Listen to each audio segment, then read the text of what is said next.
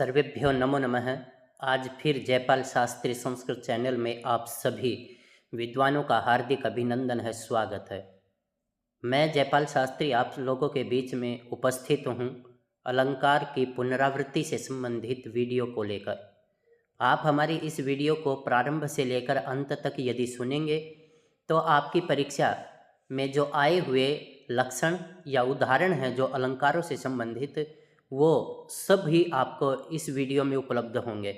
केवल एक ही वीडियो के माध्यम से मैंने आपके सामने ये रखने का प्रयास किया है और आपको बहुत अच्छा लाभ मिलेगा इस वीडियो का। लेकिन आप प्रारंभ से अंत पर्यंतम अच्छे से देख लें, जिससे कि आपका कोई भी प्रश्न छूटने न पाए और कोई भी प्रश्न इससे बाहर आने की संभावना है ही नहीं। इसलिए आप इसको थोड़ा अच्छे से ध्यान से देखें। तो यह आज का हमारा जो विषय है वो है अलंकार। तो जो अलंकार है उसके विषय में कहा गया है कि अलंक्रियते इति अलंकारः, अलंकरोति इति अलंकारः।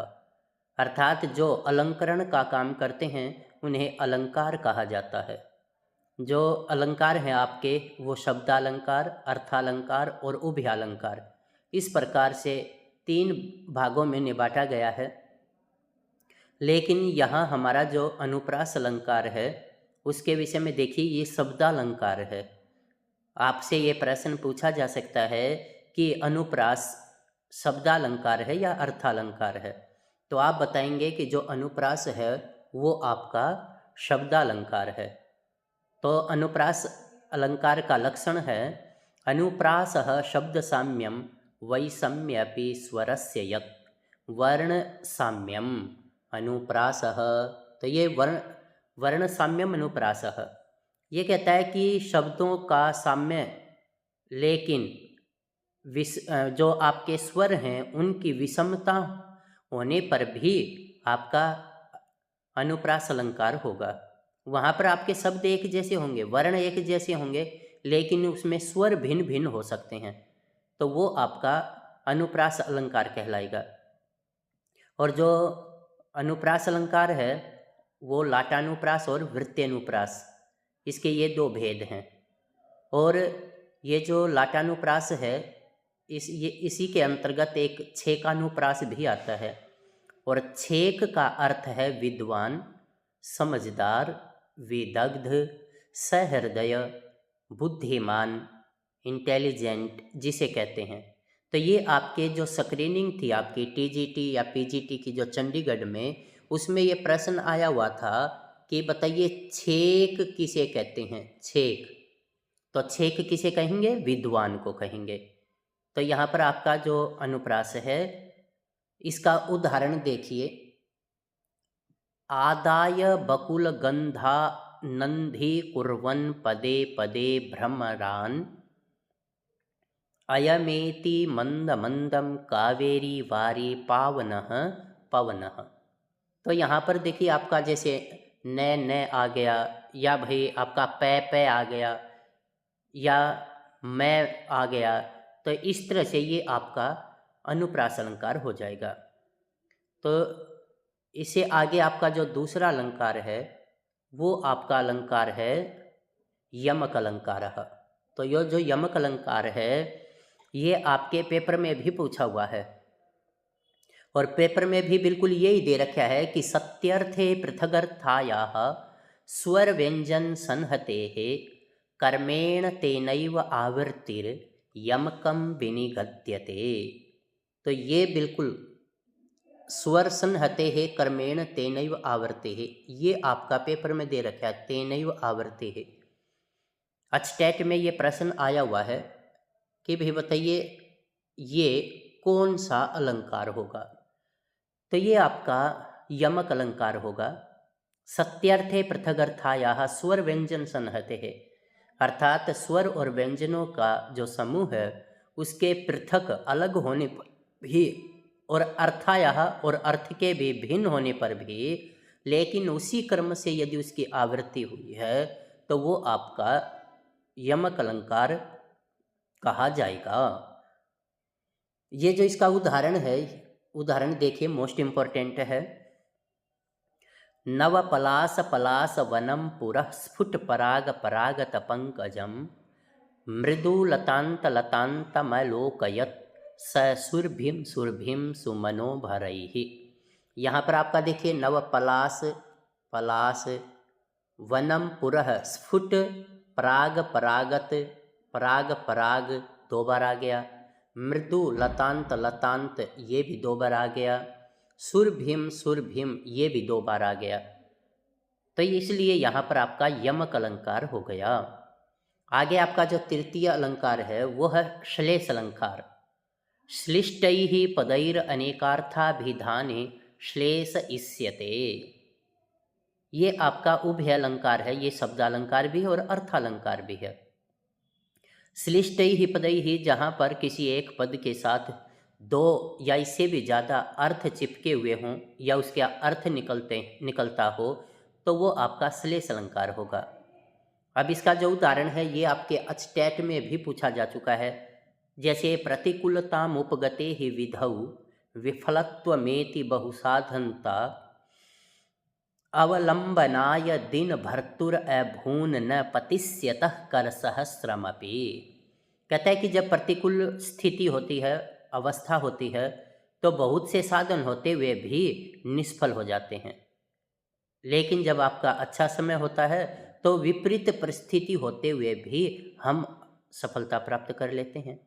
जैसे दिन निकलने पर जो विधौ है, विधौ इसके 2 अर्थ हैं, एक तो भाग्य और एक चंद्रमा। भाई दिन में जब सूर्य की किरणें निकल आती हैं तो चंद्रमा की अस्त हो जाता है, तो उसका भाग्य यहाँ पर क्या हो गया, तो विफल हो गया। तो इसलिए यहाँ विधौ शब्द के साथ 2 शब्द चिपके हुए हैं। विधि शब्द की सप्तमी विभक्ति एक वचन में बनेगा विधौ, और विधि का अर्थ होता है भाग्य। लेकिन विधु ये भी सप्तमी एक वचन में बनेगा विधौ, और विधु का अर्थ होता है चंद्रमा। तो इस तरह से आप ये ध्यान कर लेंगे कि ये श्लोक आपका श्लेष अलंकार का है। लेकिन पिछले एक अचटैट में पृथुकार्थ ये शब्द देख लेना। श्लोक का पहला चरण है ये पृथुकार्थ, तो ये भी आपका श्लेष अलंकार का ही उदाहरण है। तो आप ध्यान करना कि कैसे उसने श्लोक दिया है और कैसे आपने बताना है। तो ये आपका श्लेष अलंकार था। इससे आगे देखिए आपका अर्थालंकार में ये उपमा अलंकार है, और उपमा अलंकार का लक्षण है साधर्म्यम उपमा भेदे। साधारण धर्म आदि के होने पर उपमा अलंकार होगा। इसका उदाहरण है कमलम इव मुखम मनोज्यमे तत्। ये एक बार परीक्षा में पूछा हुआ है, ये लाइन बिल्कुल ऐसी की ऐसी। तो आपका ये उपमा अलंकार होगा। यया तेरीव शर्मिष्ठा भर्तुर बहुमता भव सुतम त्वमपि सम्राजम सैव पुरुम अवाप्नोहि। तो ये जो कण्व ऋषि हैं, जब शकुंतला अपने पति के घर जाती है तो उस समय कण्व ऋषि उसे आशीर्वाद के रूप में देते हैं कि तुम ययाति की जो पत्नी शर्मिष्ठा थी उसके समान अपने पति की तुम मन को भाने वाली बने और तुम सम्राट पुत्र को प्राप्त करो। तो ये आपका उपमा अलंकार का उदाहरण है। ये आपकी परीक्षाओं में पूछे जा चुके हैं ये श्लोक ऐसे के ऐसे दे करके कि भाई इसमें कौन सा अलंकार है। आगे वाला देखिए मोस्ट इम्पॉर्टेंट है, ये भी आपके अचटैट में एक बार पूछा जा चुका है। क्षणात् प्रबोध मायाति तमसा लंघते पुनः निर्वास्यतः प्रदीपस्य शिखेव जरतो मतिः। तो यहाँ पर ये जो है इसमें उपमा अलंकार है, और कंचुकीय जो होता है इसमें अभिज्ञान शाकुंतलम में, वो कंचुकीय कहता है कि भाई क्षण भर में तो मेरी बुद्धि में ज्ञान उत्पन्न हो जाता है, क्षण भर में मैं बोल जाता हूँ, अंधकार पैदा हो जाता है। तो ये मेरी वही स्थिति हो रही है जिस प्रकार दीपक का तेल समाप्त हो जाता है और वह बुझते समय एकदम भभक करके आता है और शांत हो जाता है। तो कहता है कि मेरी भी ऐसी ही अवस्था हो चुकी है। तो यहाँ देखिए सिखेव, ये जो दिया है इसके कारण शिखा प्लस इव, तो ये उपमावाचक शब्द हो गया। तो इसलिए यहाँ पर भी आपका उपमा अलंकार है। आगे 5 का जो अलंकार है वो देखिए, 5 का अलंकार क्या है? रूपक अलंकार है। तो रूपक अलंकार क्या लक्षण क्या है? तद रूपकम अभेदो य उपमानोपमेययोः रूपकम रूपिता रोपो विषय निरपहन्नवे। अब आपके एक बार अचटेट में उसने ये लाइन दे रखी है और एक बार उसने ये लाइन दे रखी है। तो ये आप एक बार ध्यान से यदि देख लेंगे ना तो आपको पता चल जाएगा। तो ये कहता है कि तद रूपकम अभेदो य उपमानो उपमेयो हो, जहाँ पर भी उपमान उपमेय में अभेदारोप हो जाए, आपने कहीं पर भी अभेदारोप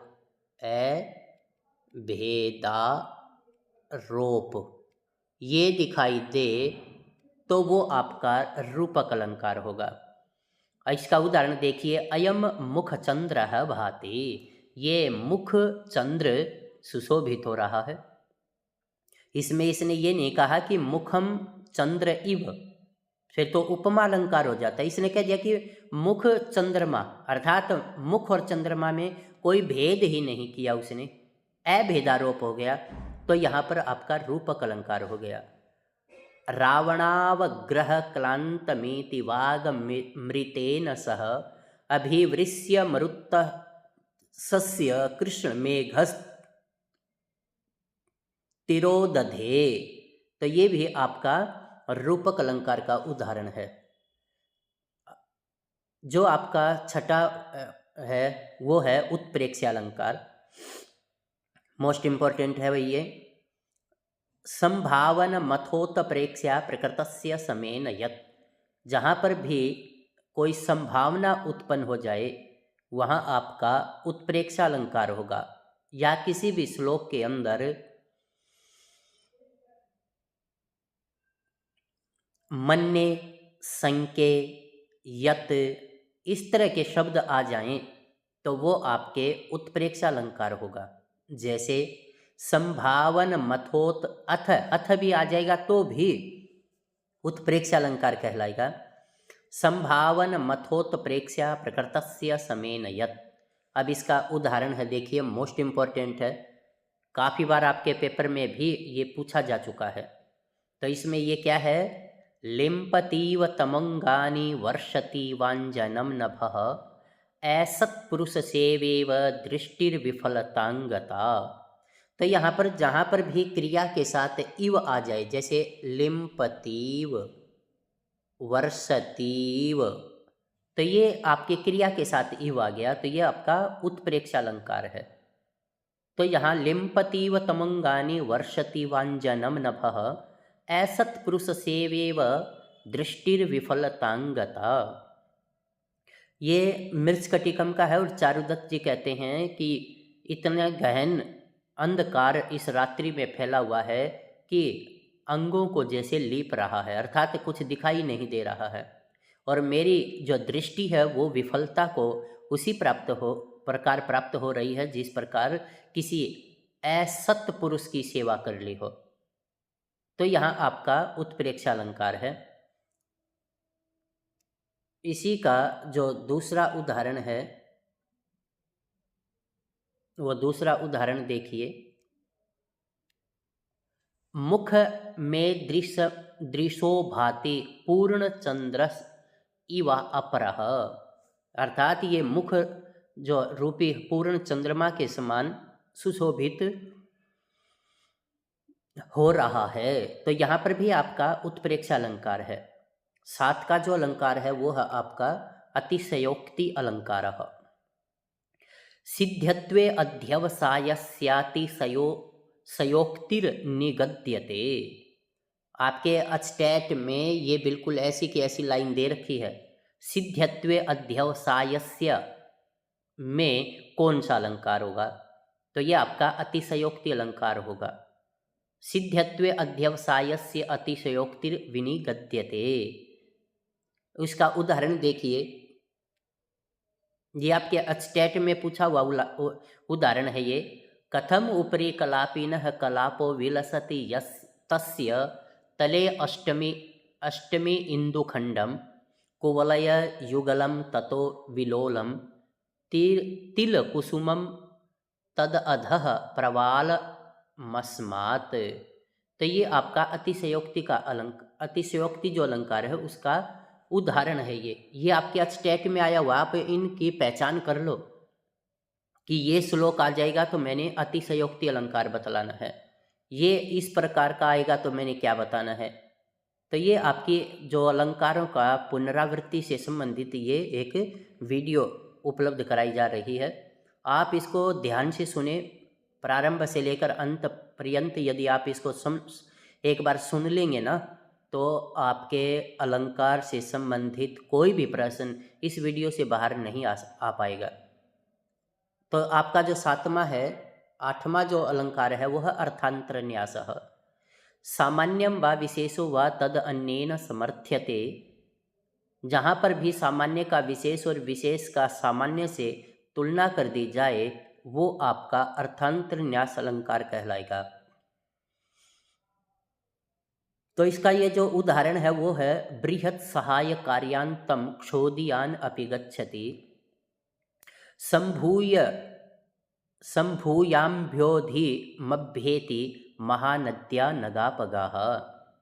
बृहत् सहाय अर्थात महान लोगों की सहायता से कार्यांतम क्षोदियान अपि गच्छति, जो छोटे से छोटा काम है वो भी महानता को प्राप्त हो जाता है। जिस प्रकार जो नदियां हैं वो सागर को प्राप्त करके स्वयं सागर का रूप धारण कर लेती हैं। तो यहाँ पर आपका अर्थांतर न्यास अलंकार है। आगे आपका ये है 9वां अलंकार भ्रांतिमान। साम्याद अतस्मिंस्तद बुद्धिर्भ्रांतिमान प्रतिबोधितः। जहाँ पर भी कोई भ्रांति पैदा हो जाए, कुछ भ्रम सा पैदा हो जाए, वहाँ आपका भ्रांतिमान अलंकार होगा। जैसे मुग्धा दुग्ध धिया गवाम विदधते कुंभा नधो बल्लवाः कर्णे कैरवशंकया कुवलयं कुर्वन्ति कांता अपि फलमुच्चिनोति शबरी मुक्ता फलाशंकया सांद्रा चंद्रमसोनकस्य कुरुते चित्तभ्रमं चंद्रिका। तो यहाँ पर जो चंद्रमा है उसकी मुग्धता, एक जो नायिका है उसकी मुग्धता के विषय में है बताया गया है। और जो बगुले हैं, नदियाँ हैं, उनका वर्णन यहाँ पर किया गया है।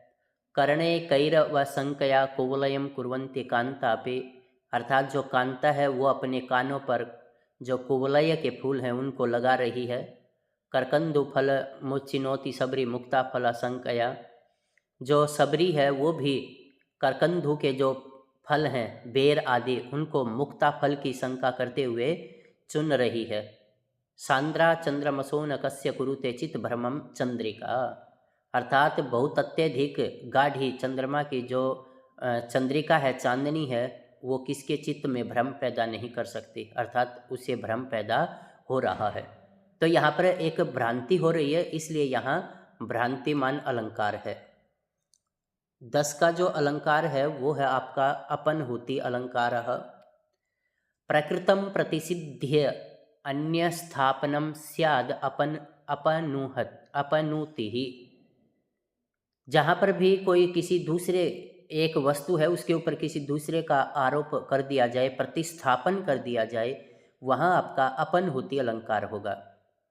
यथा नेदम नभो मंडलम अंबुराशिर्नैतास्तारा तारा नवफेन भंगाः नायम शशि कुंडलीतः फणीन्द्रो नासौ कलंक सहितो मुरारिहि। तो यहाँ पर भाई ये आकाश नहीं, मंडल नहीं है, ये तो सागर है, अंबु राशि है, और ये तारे भी नहीं हैं, ये तो फेन है। फेन का मतलब झाग हैं। ना ये चंद्रमा है, ये तो जो है इसके फणींद्र अर्थात इंद्र के कुंडल के समान है। तो इस तरह से यहाँ पर किसी दूसरे के स्थान पर किसी अन्य की स्थापना कर दी गई है, इसलिए यहाँ आपका अपनोति अलंकार है। और ये जो श्लोक है ये आपके अचटैट में भी दे करके उसने अलंकार का नाम पूछा हुआ है। तो ये आप श्लोकों का पहचान कर लो कि ये श्लोक आ जाए तो मैंने किस अलंकार को बतलाना है। आगे आपका देखिए 11 का जो श्लोक है वो श्लोक यहाँ देखिए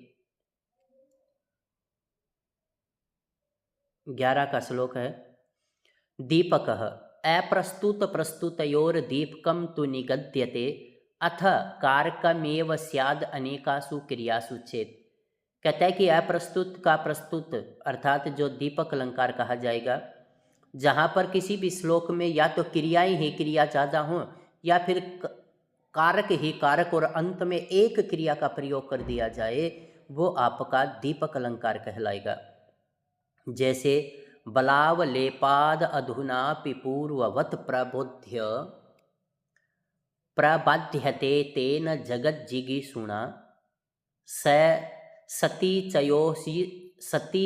इचयोषित प्रकृतिश्च निश्चला पुमान् समभ्येति भवान्तरे स्वपि। तब यहाँ पर क्या है कि प्रबाध्यते, ये एक क्रिया का प्रयोग किया है और सारे के सारे आपके देखिए ये सारे के सारे कारक के रूप आ गए, इसलिए यहाँ पर आपका दीपक अलंकार हो गया। अब दूसरा जो है कारक, इसी का उदाहरण वो देखिए, दूरम समागतवती त्वयि जीवनाथे भिन्ना मनोभव शरेण सा उत्तिष्ठति। देखिए क्रिया आ गई उत्तिष्ठति, स्वपीति, वासगृहम, त्वदीय मायाति, याति, हसति, स्वसिति। अब देखो केवल क्रिया ही क्रिया आ गई ज़्यादा से ज़्यादा, तो इसलिए यहाँ पर आपका दीपक अलंकार हो जाएगा। जहाँ पर भी कारक ही कारक हों और एक क्रिया का प्रयोग कर दिया जाए वहाँ आपका दीपक अलंकार होगा, और जहाँ पर बहुत सारी क्रियाओं का ही प्रयोग कर दिया जाए तो वहाँ पर भी आपका दीपक अलंकार होगा। आगे आपका ये है दृष्टांत अलंकार। तो दृष्टांत अलंकार क्या है? दृष्टांतस्तु सधर्मस्य वस्तुनः प्रतिबिंबनम। ये आपका वस्तुनः सधर्मस्य वस्तुनः प्रतिबिंबनम, ये आपके अस्टेट में लाइन दी हुई है और उसने पूछ लिया कि बताइए यहाँ पर कौन सा अलंकार है। तो जहाँ पर दृष्टांत का क्या है कि सधर्मस्य, सधर्म वस्तु का प्रतिबिंब जहाँ पर दिखाया जाए वो दृष्टांत अलंकार होगा। जैसे इसका पहला एक उदाहरण देखिए, अविदित गुणा अपि सत्कवि भणिति कर्णेषु वमति मधुधाराम। अविदित गुणा अपि अर्थात जिसके गुणों को नहीं जाना गया है, सत्कवि भणिति ही, ऐसे सत कवियों की जो उक्ति है वो कानों के अंदर वमति मधुधाराम अर्थात मधुधारा की उल्टी कर रही है। अनधिगत परिमला अपि ही हरति दृशम मालती माला। तो ये आप जो श्लोक दे रखे हैं इनकी पहचान कर लें कि ये श्लोक दृष्टांत अलंकार का है। इसी का दूसरा उदाहरण देखिए, त्वयि दृष्ट एव तस्याः निर्वाति मनोभव ज्वलितम आलोके ही हिमांशुर विकसति कुसुमम कुमुदवत्याः। ये भी आपके अचटैट में पूछा हुआ है। ये जो श्लोक है, त्वयि दृष्ट है एव, तेरे देखने पर ही, तस्याः निर्वाति, उसके जो मन की जो अग्नि है वो शांत होती है। इसका उदाहरण है कि त्वयि दृष्ट एव, तेरे देखने पर ही उसके मन की जो अग्नि है वो शांत होती है।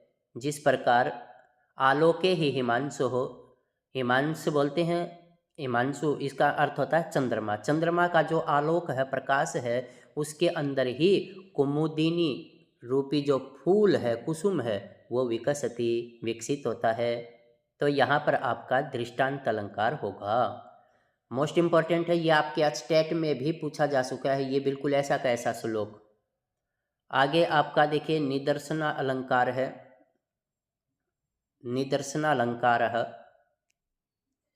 संभवन वस्तु संबंधो असंभवन वापि कुत्रचित यत्र बिंबानुबिंबत्वं बोधयेत् सा निदर्शना। जहाँ पर भी संभवन कोई भी वस्तु की संभावना संभीति हो, संभावना हो, संबंध का असंभावना हो, जहाँ पर बिंब प्रतिबिंब हो, वहाँ पर आपका निदर्शन अलंकार हो जाएगा। आप इसका जो पहला उदाहरण है वो देखिए, आप इसको ध्यान से देखिए उदाहरण को। कोत्र भूमि वलये जनान मुधा तापयन्सु चिरमेति संपदम वेदयन्नीति दिनेन भानुमाना ससाद चर्माचलम ततः। दूसरा उदाहरण देखिए इसी का। इदम किला व्याज मनोहरम वपुस्तपः क्षमम साधयितुम य इच्छति। ये आपके पेपर में आया हुआ है ये श्लोक, और उसने ये पूछा है कि इसमें कौन सा अलंकार है। इदम किल व्याज मनोहरम वपुस्तपः, ये श्लोक आपके अस्टेट में आया हुआ है। कहता है कि साधयितुम य इच्छति ध्रुवम स नीलोत्पलपत्र धारया समीलताम छेतुम ऋषिर्व्यवस्यते। ये आपका अभिज्ञान शाकुंतलम का श्लोक है। जब दुष्यंत शकुंतला को देखते हैं और कहते हैं कि भाई ये साध इतनी सुंदर है, और यदि ऋषि इससे तपस्या करवाना चाहता है तो ये तो उसी प्रकार का काम करना चाहता है जिस प्रकार जो नीलोत्पल होता है, नील कमल है, उसके पत्ते से किसी कठोर लकड़ी को छीलने या काटने का काम किया जाए। अर्थात जो साल है, साल का वृक्ष है, वो बड़ा कठोर होता है और उसको कुल्हाड़ी आदि से ही बड़ी मुश्किल से काटा जाता है, लेकिन नील कमल की जो पत्ती होती है, पत्ता है, उसे काटना तो बड़ा मुश्किल है। तो उसी प्रकार कहता है कि इसका जो सुंदर शरीर है ये तपस्या के लिए नहीं बना है, और ऋषि यदि इसके द्वारा यदि कोई तपस्या करवाना चाहता है तो ये इस प्रकार का व्यर्थ प्रयास कर रहा है। तो यहाँ पर आपका निदर्शन अलंकार हो गया। इसकी का तीसरा उदाहरण दे रखा है इसने। क्व सूर्य प्रभवो वंशः क्व च अल्प विषया मतिः तितिरसुर दुस्तरम मोहाद उड्डुपे नास्मि सागरम। कहाँ तो ये सूर्य से उत्पन्न होने वाला सूर्यवंशी जो श्री राम का वंश रघुवंश, और कहाँ ये मेरी छोटी सी बुद्धि, और मैं इसको उसी प्रकार पार करना चाहता हूँ जिस प्रकार छोटी सी नाव से महान समुद्र को पार करने का प्रयास किया जाता है। तो यहाँ पर भी आपका निदर्शना अलंकार का प्रयोग हुआ है। ये आप उदाहरण जरूर देख ले, जैसे कोअत्र है, इदम किल व्याज है, क्व सूर्य प्रभवो वंशः है, तो इनमें आपका निदर्शन अलंकार है। आगे आपका 14 का जो दिया इसने,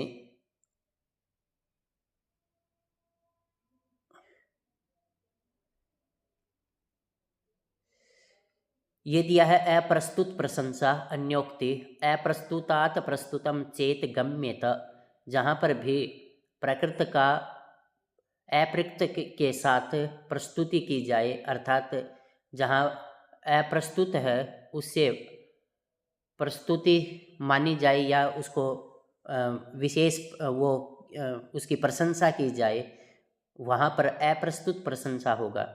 जैसे पादाहतम यद उत्थायम मूर्धानम अधिरोहति स्वस्थादेव अपमाने अपि देहिनस्तद तद्वद वरम रजः। कहता है कि छोटे से छोटी वस्तु का भी हमें अपमान नहीं करना चाहिए। हर चीज़ का अपना महत्व है। जैसे पादाहतम पैर से प्रहार की हुई जो धूल है वो हमारे मस्तक पर ही बैठ जाती है। तो इस तरह से यहाँ पर कहा है कि भी किसी भी चाहे छोटी से छोटी वस्तु क्यों ना हो उसका भी अपमान नहीं करना चाहिए। तो ये अप्रस्तुत प्रशंसा है। मोस्ट इम्पोर्टेंट ये आपके उदाहरण हैं। विभावना बिना हेतुम कार्योत्पत्तिर यदुच्यते।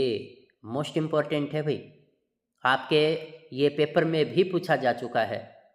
कार्योत्पत्तिर यदुच्यते, विभावना बिना, अर्थात जहाँ पर कारण के बिना ही कार्य की उत्पत्ति दिखाई जाए वो आपका निदर्शनालंकार होगा। जैसे अनायास कृशम मध्यम असंक तरले दृशौ अभूषण मनोहारी वपुर वयसी सुभ्रुवः। अर्थात यहाँ कारण है ही नहीं, लेकिन कार्य फिर भी कार्य की उत्पत्ति हो रही है, तो यहाँ पर आपका विभावना अलंकार हो जाएगा। विशेषोक्ति अलंकार है, कहता है कि सती हेतु फलाभावे विशेषोक्ति तथा द्विधा। ये आपके पेपर में दे करके पूछ लिया, बस इतनी लाइन दे दी। यहाँ आपका जैसे बिना हेतु उसने ये लाइन दे दी, तो ये भी आपको ध्यान होना चाहिए कि बिना हेतु, बिना किसी कारण के ही कार्य की यदि उत्पत्ति दिखाई जाए तो वो विभावना अलंकार होगा। और जहाँ पर भी कारण के होने पर भी फल की प्राप्ति ना हो, वो आपका विशेषोक्ति अलंकार कहलाएगा। इसका उदाहरण देखिए, धनिनो अपि निरुन्मादाः, धनी है लेकिन उन्माद नहीं है। अर्थात धन कारण तो है लेकिन उन्माद रूपी फल नहीं है। युवानो अपि न चंचलाः, युवा तो हैं लेकिन चंचल नहीं है। युवा ये कार्य तो है, कारण तो है ये, लेकिन फल चंचलता नहीं है। प्रभवो अप्यप्रमत्तास्ते, बहु ऐश्वर्यशीलता है लेकिन प्रमत्तता नहीं है। महामहिम शालीनः, वे बड़े ही शालीन स्वभाव वाले हैं। तो इस तरह से आपके ये अलंकार थे, और ये मैंने अलंकारों की पुनरावृत्ति स्वरूप वीडियो बनाई है। आप पहले भी हमने एक एक दो दो अलंकारों की जो है वीडियो बनाई थी, वो भी आप एक बार ज़रूर देख लें, और फिर पुनरावृत्ति के रूप में आप इस वीडियो को 2-3 बार सुन लेंगे तो आपको सारे के सारे अलंकारों की जानकारी मिल जाएगी, और आपका अलंकारों से संबंधित कोई भी प्रश्न छूटने नहीं पाएगा। तो आप हमारे इस चैनल को लाइक, शेयर और सब्सक्राइब ज़रूर करें, जिससे आपको आने वाली अन्य नवीनतम वीडियो भी उपलब्ध हो सकें। और मेरी शुभकामनाएं आप सभी के साथ हैं। जय तु संस्कृतम, जय तु भारतम।